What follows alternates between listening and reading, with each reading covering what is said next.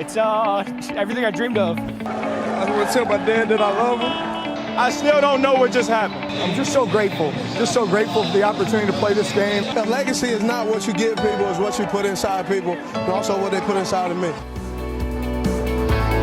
Hey everyone, welcome to Beyond the Locker Room with Maria Prevetance here, and lots to talk about, of course, so we're going to get right into it with my friend Trevor and T-Bone's Take.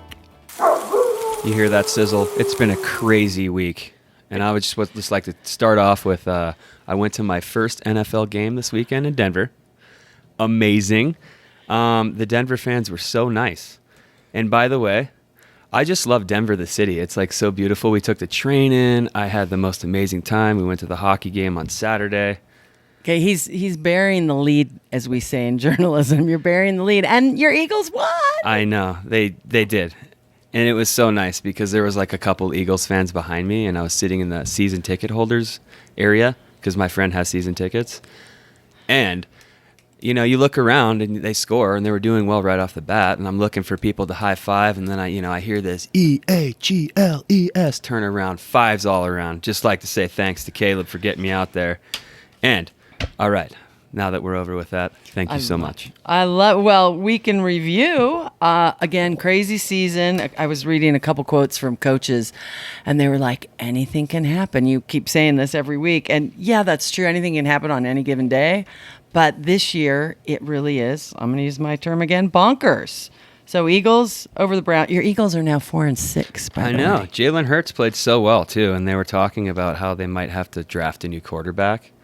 But he heard that, and he's gotten better every game. He's like, no, man, I want to be a quarterback in the NFL. So not only I'm going to let my actions speak louder than my words, because that's how we do things in Philadelphia, apparently. Apparently. So, let's talk about San Fran. They're 4-5 over the Rams. Yeah, I feel like that was their first home win too. And the Rams have really just fallen off the map. They've only scored 26 points the last two games. Matt Stafford's had 4 interceptions. He had 2 last game and 2 before. I was going to say he's had a few each game, or a couple. And their defense isn't clicking, but I have a feeling that they're going to come back. They got a bye week this week, so they don't have to play for a little bit. They're going to get everything together. They're going to pull it together. And they lost Robert Woods as soon as OBJ came to town. I wonder if it was like a Nancy Kerrigan hit at practice. He's like, listen, I need you to get. He's like, he hired the grass and messed with his cleats or something. Well, I have to say, OBJ's in the next section, but I'm going to get to him now before we go on to the scores from last week. His dad is, I think his dad's just loving whatever press he can get, and he posted, wah. Beckham Sr. posted with the hashtag Beckham Legendary. BECH. That guy is, I guess you're right. He's kind of like, he's got his 5 minutes of fame and he's just rolling with it. No disrespect to all the fathers out there and to Odell Beckham's dad too, but still, that was kind of funny. But back to the Cardinals. I'm picking them all the way, and they lost to the Panthers. I think that they just really they're kind of like, the Seahawks. They need their Kyler Murray. Like the Seahawks need their Russell Wilson. And as soon as he gets back, I think that's going to help him out. But I picked them too, and they just got crushed. Yeah, it wasn't pretty. And then I thought this said the Chefs. I'm like, wait, well, that's a whole other part of my life.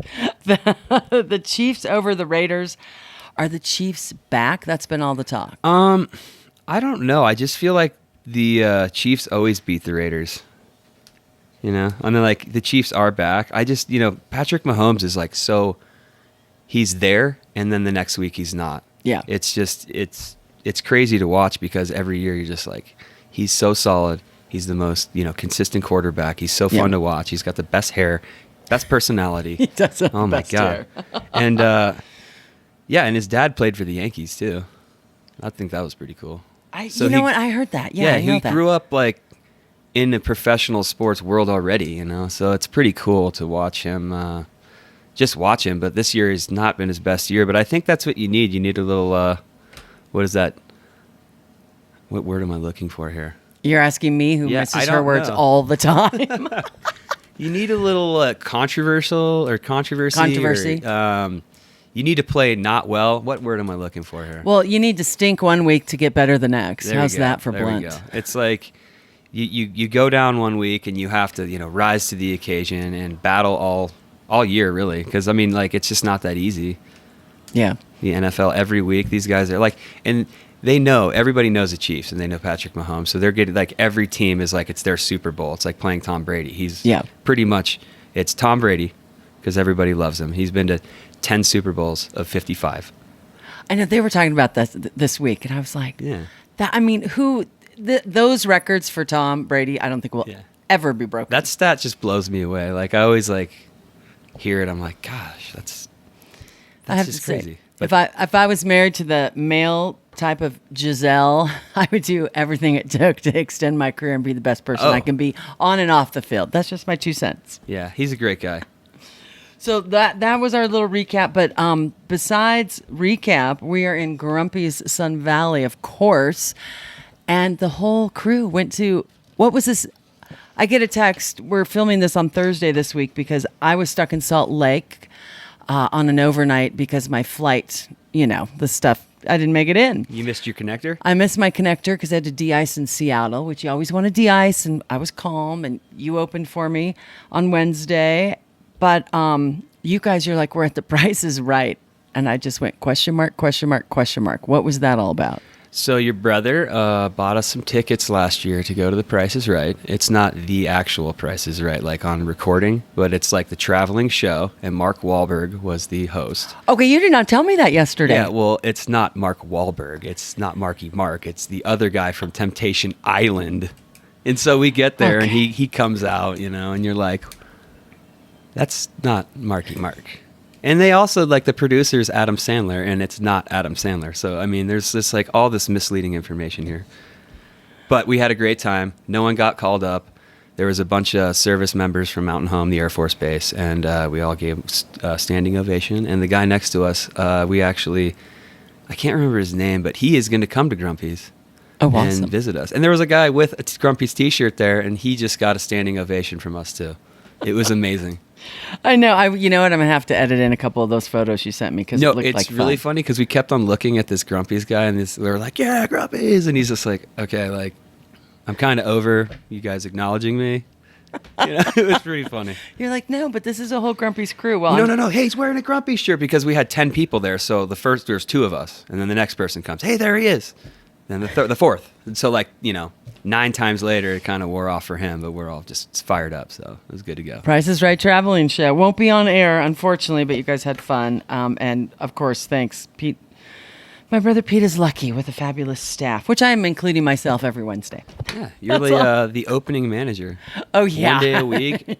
That is like 1/7 of responsibility. Pete's rolling his eyes right now listening. Let's move on to... I just heard this morning, Green Bay, Aaron Rodgers was like, yeah, it's day-to-day, my toe. Sorry. The whole immunized thing just leaves a bad taste in my mouth. Sorry, Aaron. He's definitely immunized now, right? Exactly. But they reported on ESPN early this morning, Thursday morning, that he will play. He didn't even throw a touchdown this weekend. I think that was a first time in a long time for him. And they still won, though.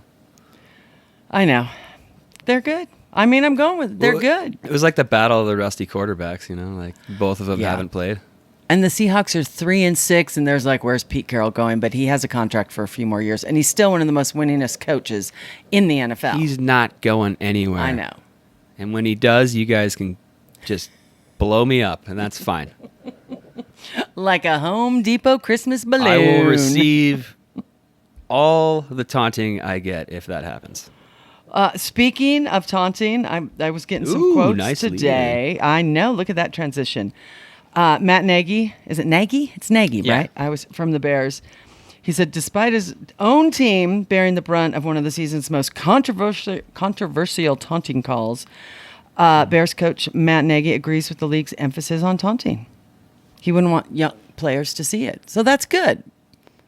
I know it's a sore I get subject what he's for you. saying, but at the same time, it's I'm all about respect. Respect is, that is number one. That's like what you learn growing up playing sports is respect, and that's how you learn friends and all this stuff. But these guys don't get to celebrate anything until they get to the NFL. And like I said earlier, it's like the offense scores and they get to do like a team celebration. I mean, like dance. And if a defensive player gets a sack, they should be able to do a little dance or a celebration, whatever.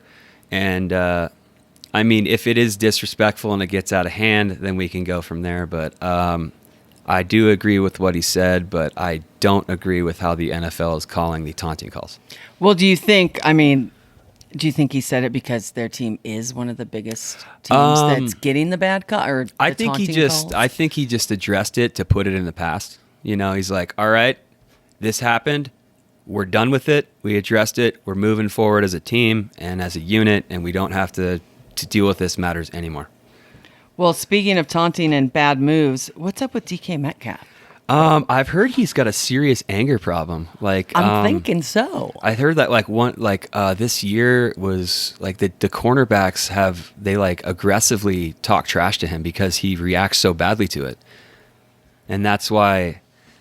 And he's not having a great year because he doesn't have his quarterback. But it's just like you lose your mental out there, you're gonna turn into a crybaby. Well, yeah, and people are going to target you, like you said. What else is on your list? I love the Jets still suck. Yeah. That's on your list. It is. Actually, I think Sorry, Howard. Rex My buddy Ryan Howard called out the coach of the Jets, and the Jets coach replied, I think he said something like he didn't care, and he knows where I'll be, because Rex Ryan used to coach the Jets, so he was like taking a shot at him. It's like, buddy, it's his first year. There's been 6 or 7 coaches in the last 10 years that have messed up this team. He's just trying to get his feet in the ground. Like, give the guy a break. But Rex Ryan, being Rex Ryan, getting the NFL world riled up. That's what he gets paid to do. So good for him. What else? Sorry, Howard. My buddy Howard in Vegas. Yeah, so the Dolphins won. So we started out Thursday with the Dolphins. They played phenomenal. Their defense was on fire. And I played my quarterback, Lamar Jackson, and he did not play very well against their defense. And that they're not a very good team, I thought. But all of a sudden, like you said, any given Sunday, this team, and the announcer's like, oh, yeah, the Dolphins have a really good defense. I'm like, no. What are you talking about? I haven't heard anything about this. They just showed up today. Well, that's the thing. And a lot of announcers, I mean, you guys can come at us too. We're just 2 people sitting in a booth and Grumpy's talking football. But a lot of the announcers are getting grief for how they're talking about it like that. Like, oh, their defense is great. No, they just got lucky, or they stepped up one week. Yeah, and maybe they are good. I just don't pay attention to the Dolphins enough. I mean, and I will. And I've been to their stadium. Maybe I should pay attention more. But the next game I saw was the Titans. And I picked them to start losing because they lost Derrick Henry, and they're still just going. They have not stopped winning. And I was wrong. And I put right here in a star, I was wrong. I see that on your notes. And then so the question is, if Derrick Henry comes back, will that be so much more helpful to them, or are they, because they're playing really well, and Derrick Henry doesn't hurt anything, obviously. But. Well, and I love we're going to start a new segment, the most depressing game of the week for you. Yes, I asked Maria earlier, and she was like, I was where were you? I was at my soon-to-be niece-in-law's bridal shower in Seattle, so I didn't get to watch as many games as I usually get to, which was fine. I missed the Seahawks game, which was fine. We don't even need to talk about that. But anyway, so I didn't. But yeah, the most depressing game. I said, I don't know. And I was immediately flabbergasted she didn't know. So it was the Detroit Lions and the Steelers, and it was a tie. I mean, how close? You have a 15-minute overtime, and there's no offense in that. How boring. Well, and I still like the way the collegiate program, the NCAA, does it. Someone wins. Yeah, that's now true. They've cut it down from, if you go into your 4th or 5th overtime, it's just one shot. You have to go for 2 changed points, that. right? Yeah, you have to go for 2. So, to keep the players healthy. But I was like, the NFL, who wants ties? And especially with the Detroit Lions. They're already looking at first-round picks. I will say this, though. Roethlisberger got COVID. Yeah. He was on the list, so that probably hurt the defense. The defense has played an amazing game. Let's not take away from that, Trevor. Defensive battle. not a boring game. But yeah, not very excited about the Detroit Lions and the Steelers. No, and even without Big Ben, Steelers should have. They're on a different level this year. Even with Big Ben, they're not very good. Well, sorry. at least they're. Well, and I'm going to do a little sidebar when you said COVID. This morning on the Today Show, they reported that new NFL guidelines for COVID. Every person must wear a mask inside their team facilities starting on Thanksgiving Day, whether they're vaccinated or not. And all players, coaches, and staff must be tested twice after the Thanksgiving weekend, regardless of vaccination status. So that is hot off the press Thursday morning from the NFL, which I think is great. I think it's great, too, because, like I said, this is my first NFL game this weekend. Yeah. They put on such a good product. They've got the cheerleaders. Everybody's into the game.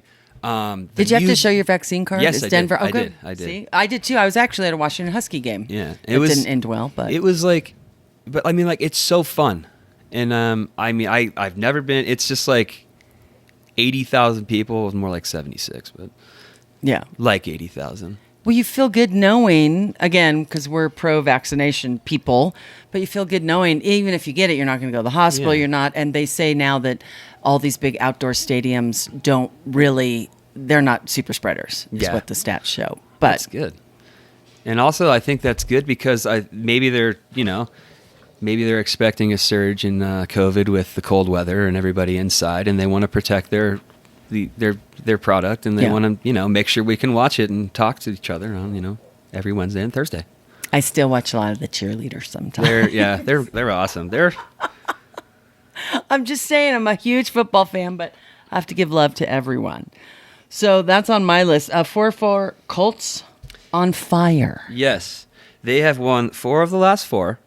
Carson Wentz is playing very well. He's not throwing interceptions, but they're also not giving him a chance to. They're running the ball very well. And actually, Charlotte that works here is a huge Colts fan. I know. When she got Carson Wentz, she was not so stoked. And then they started off slow, but now they're starting to pick up momentum. And I'm thinking they're going to make the playoffs. And if Carson Wentz plays to Week 13, the Eagles get another first-round pick. It'll be the first time in NFL history that a team has had 3 top picks, and I think it'll be like the top 10. Do you really want 3 top picks? Yeah, don't you?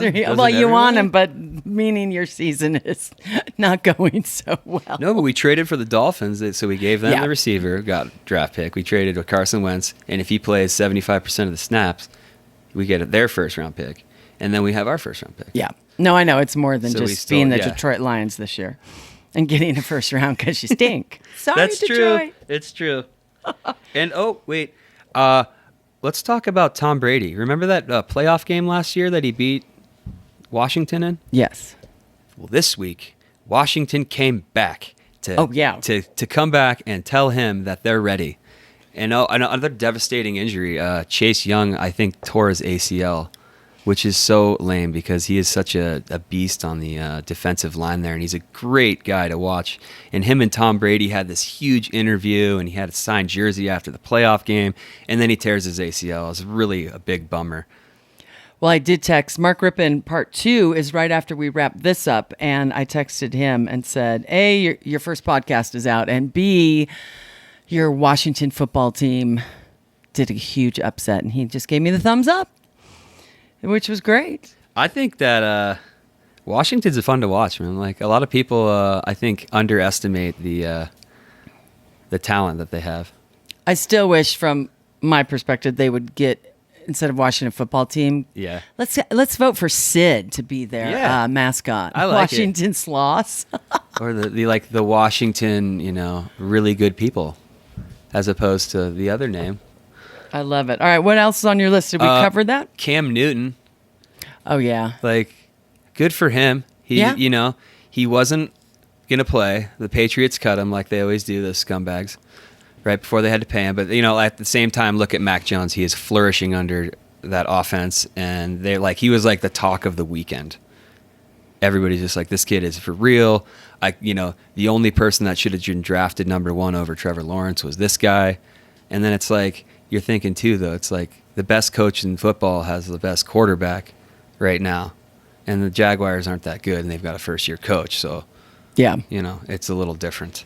Well, and Cam took, what was it, a full year, 2 years off, a year and a half? I read it and I can't remember. It's cool because he got vaccinated so he could come back and play, and he wants to play, and now he's with the team that drafted him, and they're in dire need of a quarterback. Yeah.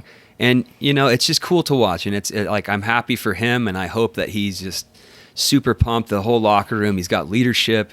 He is just an amazing athlete and awesome to watch. So I'm really, really happy for him. Yeah, that's great. We have dogs. We have one dog. They're staring right at us, too. I know, I love it. They're so cute. So there was also, this week, 6 of the 8 division leaders are facing teams with a win percentage of 500 or lower. And we don't have to do all the picks, but it could be like Tampa Bay, New York Giants. Stuff like that, you never know. Arizona at Seattle. Green Bay at Minnesota. But there could be a lot of bonkersness. That's a new word. Yeah. Bonkersness going on. So Green Bay at Minnesota, I think that game will be really good. And also I think that Minnesota's lost like 4 or 5 games by 7 points or less.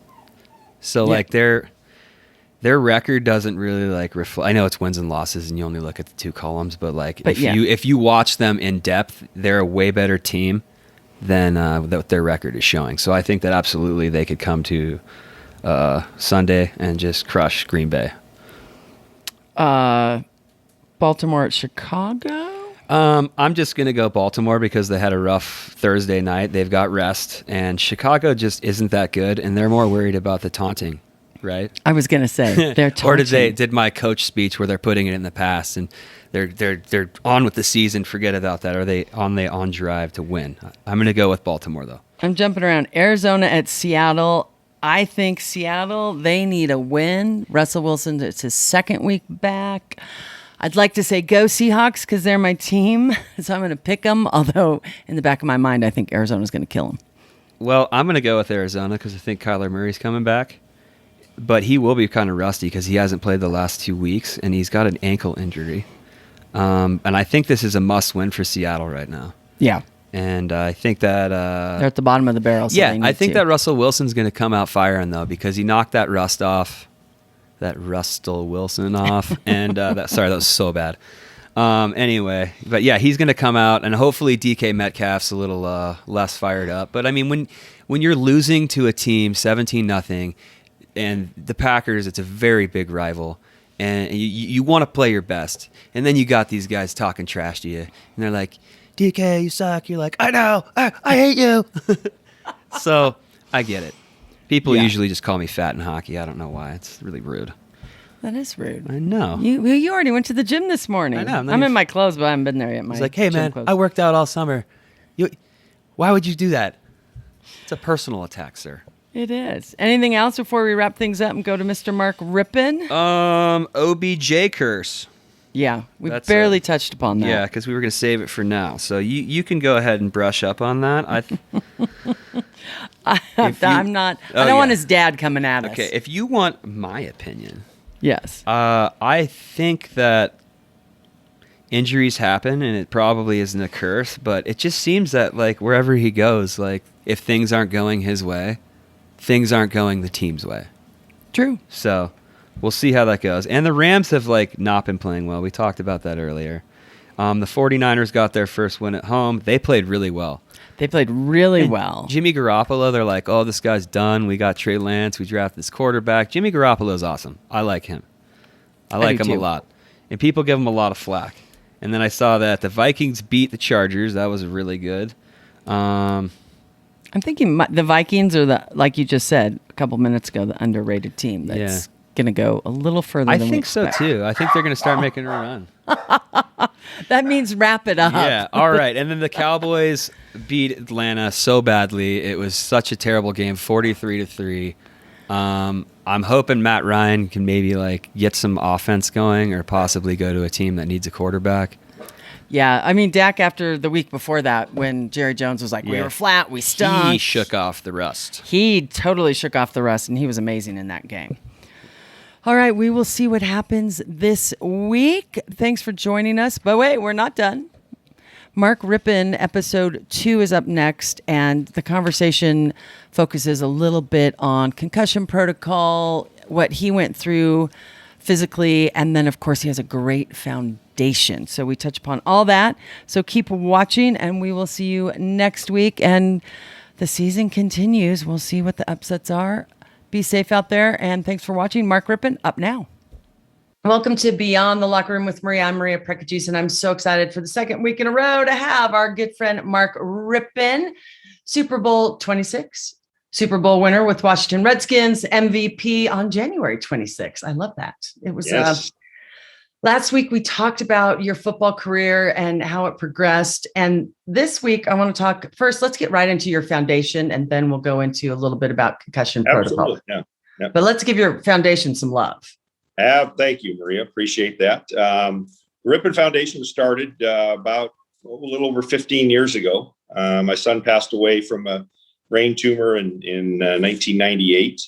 And to honor him and help others, and not only the children at the hospital, but help the families that have children that are going through their treatment, and make things a little bit more palatable for everyone. We started Rypien Foundation. My good buddy Randy Bronner and Steve Rector, another Highlander in Spokane, who was spearheaded this opportunity to help children. We started our 501c3 along with Terry Kelly, who's our good friend of mine. And so we kicked this off. We started with a couple of smaller events, golf tournament and such, and we continued to have a winemaker's dinner that we had for about 12 or 13 continuous years, using Washington State wines as our trying to showcase them and give some love to our community there. We want to make sure, because all our money stays locally in Spokane and helps the kids up at Children's Hospital and the pediatric oncology with whether it be child life specialist, patient advocate position, music therapy, art therapy, just things to kind of keep the kids engaged and keep them from just sitting there watching a drip of chemotherapy going through their body, and get them out and about. We built a terrace there where they can overlook the city and do some outdoor activities. Just had some really wonderful things. And as the years went on, we also understood that Spokane's a small community, and Coaches versus Cancer was an organization that Mark Few was and Marcy Few were instrumental at doing to help adults that are going through, as we all have our own stories with cancer, and unfortunately everyone could probably raise a hand and knows, a parent like yourself and your family and what they went through with your mom and the things that you're doing to, help others. And that's the things that we wanted to do too. So I think that one of the great things about that is that we also understood that, you can only do reinvent the wheel so many times. So we look to leverage our dollars in Spokane. We have so many great organizations and groups, Northern Quest, Washington Trust Bank, and the Coles family, and people that are just there each and every year, no matter what. But it kind of is hard to keep hitting people up each and every time and try to change events and make it new and fresh and everything. So we ended up merging the Community Cancer Fund, or actually the Coaches versus Cancer became the Community Cancer Fund in Spokane, which was for the tool for adults. And then the Rypien Foundation merged with Community Cancer Fund, and now we have just one under one umbrella. And we just finished last couple of days, Maria, an event in Spokane for it's called the Hope Cup, and all the proceeds of that, the dollars are raised there and go towards pediatric oncology and help up there support the children that are going through their treatment up there at the Sacred Heart Children's Hospital. So it's great. It's wonderful. And I just keep going to honor Andrew as you do, and your guys' run and an event to honor your mom and the wonderful people that they were and still are, and still a big part of our lives. Well, and it's not easy. We do a very small part. You took it to a new level for sure. And it's not easy, but you still remain hands-on, which is great. Well, our community is our community. When you come back to Spokane, that's where you grew up, on the north side there, just across the street from on the other side of the tracks from Francis. And I think it's wonderful. You can help in any way that you can, whether it be little or big. You can only do as much as you can do, and I think it's much appreciated. But more importantly, it's to honor our loved ones, that aren't here, that unfortunately aren't here with us and being with us, so that other family and don't have to go through the same things that we went through. And so I think it's just a matter of how much you can do and how much you want to do to make a difference. It doesn't, from the smallest things to the biggest, it doesn't, I'm like, just do something. It makes selfishly, it makes you feel better, of course, but when you see how it helps folks, and especially children with cancer, it's crazy. The impact is just to hear the words from the nurses to say how much the Rypien Foundation, the Community Cancer Fund, has alleviated some of their the stress and the relief that they have in their jobs, to make it a little bit easier for them to navigate and help families navigate through a very trying time. Well, we're going to do a full 180 and go from helping kids to, what football does to your body and takes the toll. And I know you and I, before this interview, talked a little bit on the phone about concussion protocol and where it's gone from when you played to today. And your thoughts on when you should start.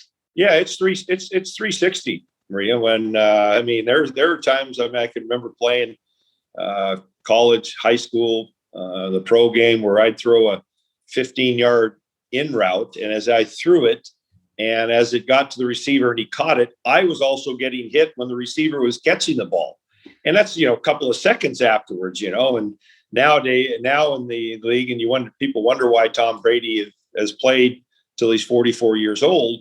The rule changes have helped, obviously, and give a lot of credit to Tom too, and how he's taken care of his body and how he's managed that part of his health and fitness, is amazing. But the rules have also helped too. The helmet to helmet contacts, the hitting a defenseless player, and quarterback obviously is a defenseless player. They don't have the ball secured where they can, shoulder a blow in many ways. And that also has been very helpful to wide receivers coming across the middle, catching it, trying to eliminate the helmet to helmet hits and the concussive blows that come from that. And I think it's good. There's a fine line between football, we all know, is a very physical sport. And so I think it's, they need to keep tweaking it. I think one of the things they are doing now is that, and I think a good thing that a lot of high schools and colleges and pro teams are doing, is once a game is played, there's a week where there is no contact. The practices now are all in basically just helmets and shells, where they're not putting their full pads on, and there's not that mesh that you need, where you're banging each other for 3-4 days, and then now you got to go play a game. There's some aspects of that have kind of taken away from the caliber of football, because once you do that hitting, that guys are understanding that their mesh is good and that they're getting that physical contact. The game now is just basically a component of practice, but now that isn't the case. And so you're seeing a lot of missed tackles and things that maybe you wouldn't get throughout the course of a week, but you are protecting the most important part, and that's the brain. And I think the league has seen that now. I don't know if they're really relegated to coming out and publicly saying that, yeah, there's a problem, but they are doing some things that are going to alleviate the defenseless player and help that. Because football is a physical game. We all know that, and it'll continue to be that. Now, me personally, I don't think that, and you talk to a lot of people that really understand, doctors, and where the brain is myelated, where it's fully grown. And that's probably not till some of us males, I think it's 21, females, I think a little bit younger, because you guys have always been smarter and prettier from a young age, and taller, and then we finally catch up and surpass you. But it's obviously the brain. You guys get smarter earlier. But I think, one thing they want to do is make sure that that brain is intact, when you're 25, 30, 50, 70, 80 years old. So I think there's different things we can do. And I think one of the things, I don't think we need to have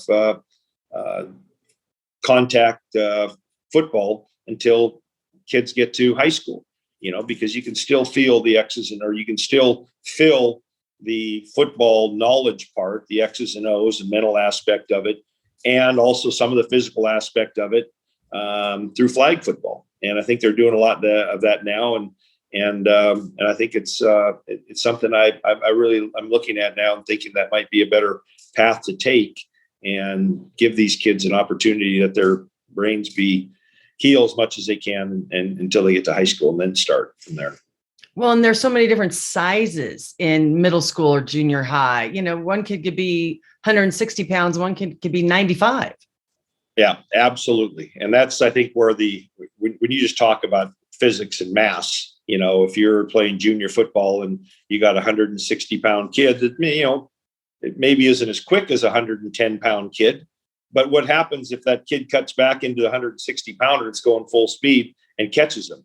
That's dangerous. And I think that's the thing we're trying to look at and trying to evaluate to see if there's a better way to do this and still get that 160-pound kid to work on some footwork type things, so that when he does get to the pads, when he's a little bit older, he's now understands that, hey, the footwork and the setup of how you play the game as a offensive or defensive lineman, the swim moves and all the things that you do to get better doesn't have to be in pads. And then once you do put the pads on to play in high school, you at least got the aspect of what you need to be successful. So, well, and we were talking, I go, you're moving around pretty well still. You are in a 5-foot area here. Yeah. It's pretty easy. There's the physical aspect of just knees and joints and the arthritis. I mean, that's with old age too. But when you bang your body around, play basketball and pound the hardwood floors and baseball and football and your joints aren't supposed to bend the way they're supposed to bend, and sometimes they bend in the opposite way, and then you go in and you're getting arthroscopic surgeries and knock on wood, I haven't had any ACLs or anything that would make things worse. But I've had 4 surgeries, arthroscopic surgeries on my left, 1 on my right, 2 on my shoulder, and that's minor compared to some guys. There's guys in their there's guys that have over 30 arthroscopic surgeries and some knee replacements, and some eventually I'm going to get a knee replacement. Some that have had both ACLs.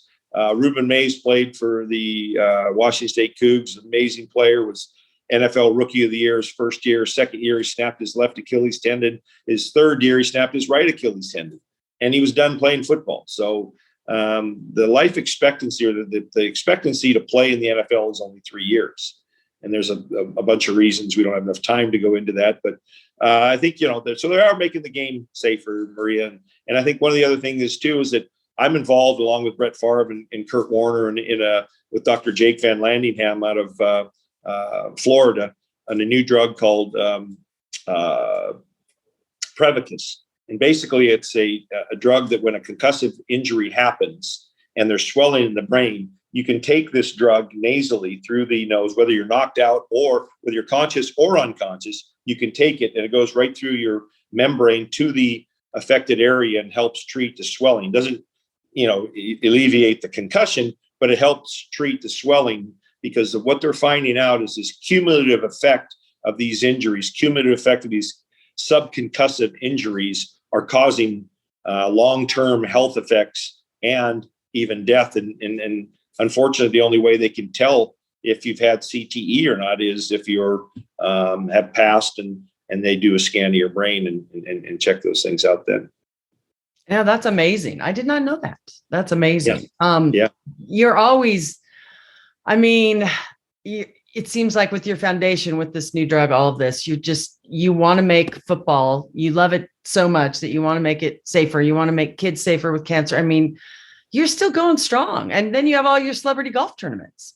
Well, yeah, that's my mental, for all the years of playing sports and doing all those things. That's my release and my opportunity to, to have something in my life that I feel good about.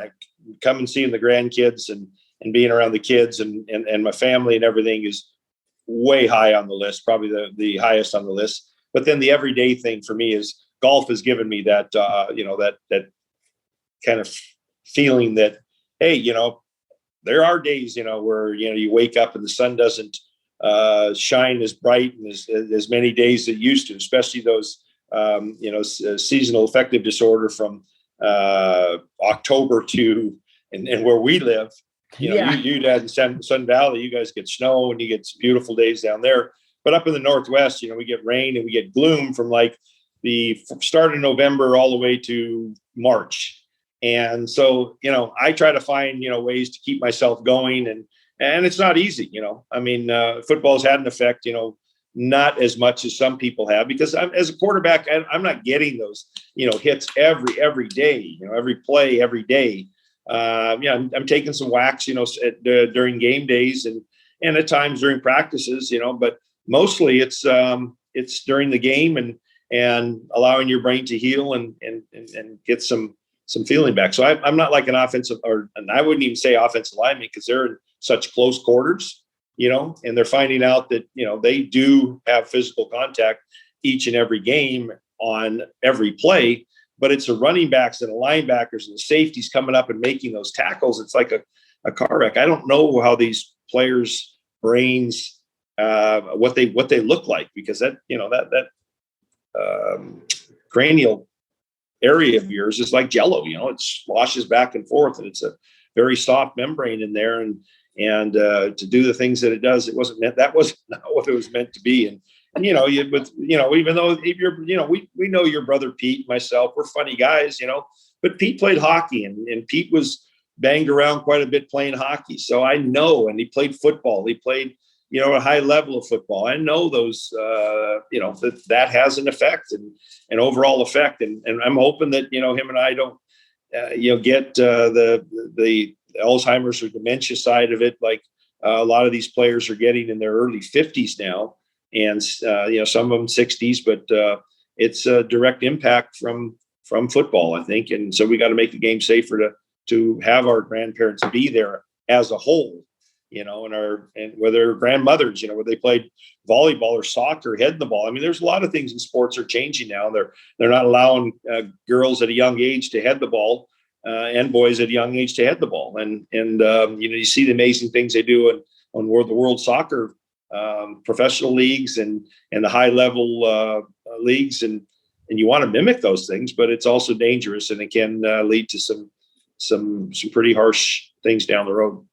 Well, and I love too that you get to see your grandkids and you get to go play golf, and you keep active. And I tell people all the time, I go, just go. Well, my mom's saying was just go take a walk. She'd go get off your ASS and just go take a walk. And that's where she found her serenity. And that's me too. And it's a sunny day here, not necessarily in the snow. Then I go skiing, but it's so true to get out there. So I want to ask you, I'm going to coerce your brother Timmy to come on and talk about being a father to an NFL and a great collegiate player at BSU. And then he goes, I'll make Brett come on. Don't worry. I said, great.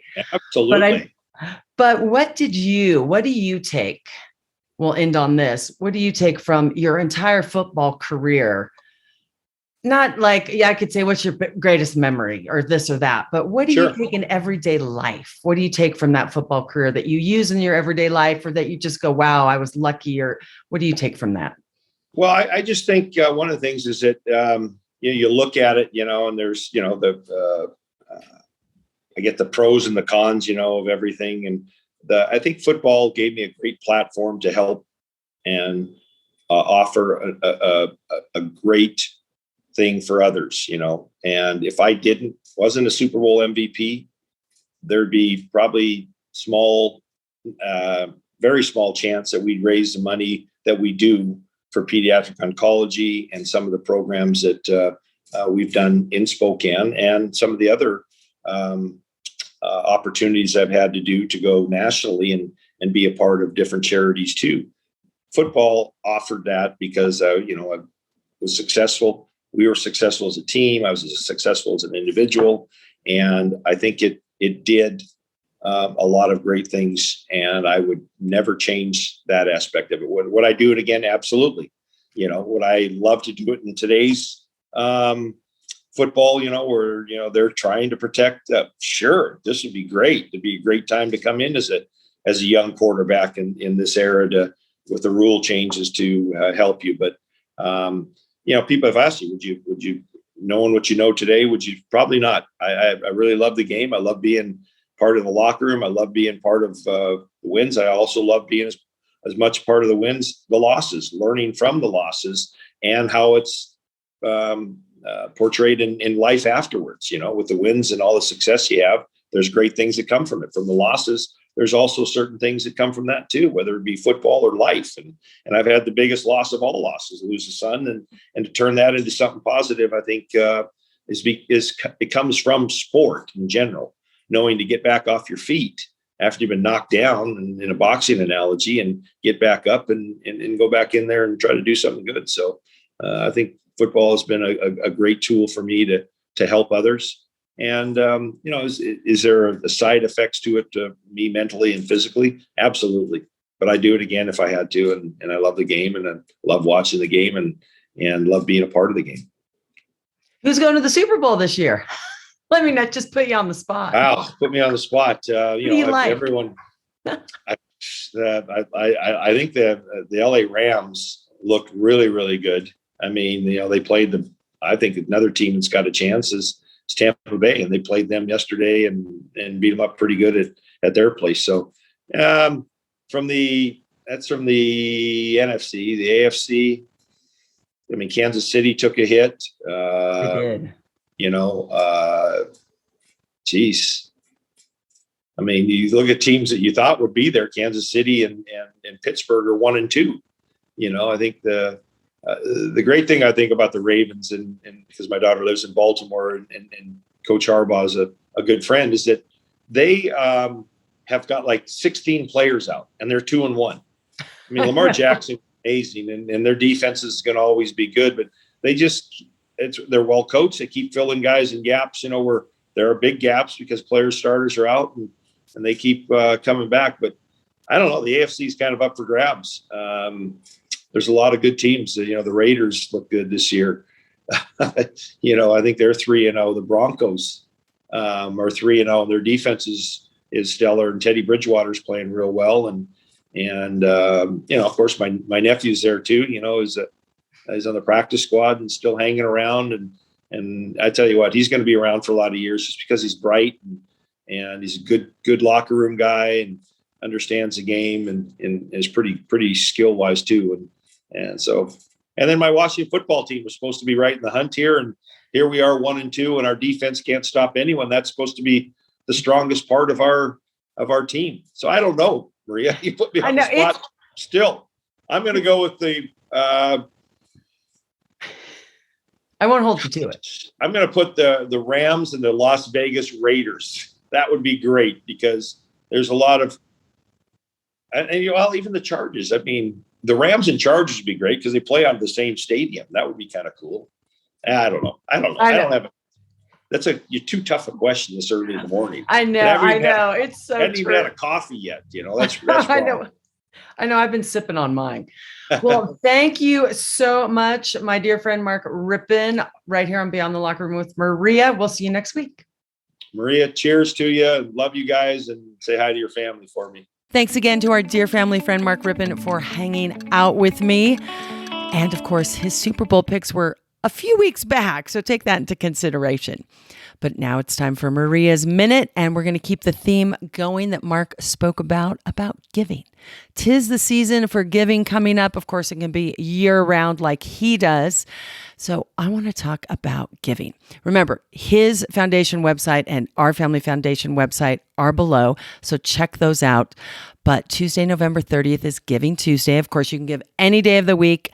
And if it's not financially, here are some great ways to give back. So many football players, especially the pros, give back in a variety of ways. But ways to give back: donate your time. Donate your time, a random act of kindness. We love that. Participate, of course, in fundraisers and charity events. There are a lot of walks out there. Whatever you can, make a person's day. Give someone a compliment. let's pay it all forward. Of course, the financial aspect is great for these foundations and so many others, but I know a lot of people have had a tough nearly 2 years now. So whenever you can, just give back. And on that note, we'll see you next week with Mark's brother, Tim Rypien. He's going to talk about being the father to the great Brett Rypien, who is with the Denver Broncos. And of course, most of you remember him from Boise State University. So we're going to talk with him and about being Mark's brother. More on that later. Take care. Be kind. We'll see you next week.